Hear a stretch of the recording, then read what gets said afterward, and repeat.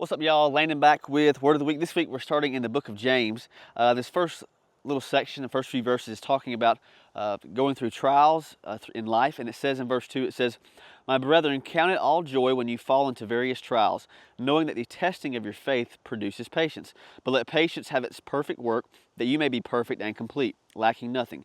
If any of you lacks wisdom, let him ask God, who gives to all liberally and without reproach, and it will be given to him. But let him ask in faith with no doubting, for he who doubts is like a wave of the sea driven and tossed by the wind." And I wanted to really talk about verse 2 where it says, "Count it all joy when you fall into various trials," because this is so counter everything in the world, everything that we're really taught by the world, especially in America with the American dream.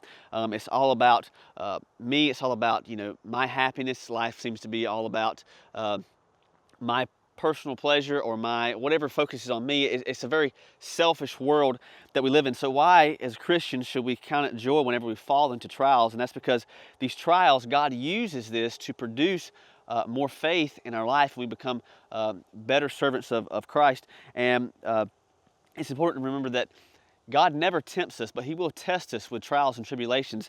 And a good example I heard a preacher say, he said that if you have a 15-year-old who gets saved, Jesus saves them, they're born again, you don't know, they may be truly saved, but you don't know the level of faithfulness they may have, and you don't really know where they're at with a lot of things. But if, let's say, you have a 80-year-old who's been a Christian since they were 15, or maybe 30 or 40 or whatever the age may be, and they've been through cancer, they've been through loss of loved ones, they've been through maybe bankruptcy, they've been through all the kind of different trials and tribulations in their life, but yet they're still serving the Lord, they're still giving glory to Jesus, still living a life for God, not for themselves. We can look at that person and say, wow, because of all they've been through, we see where God's worked in their life, and we see where their faithfulness has proven true.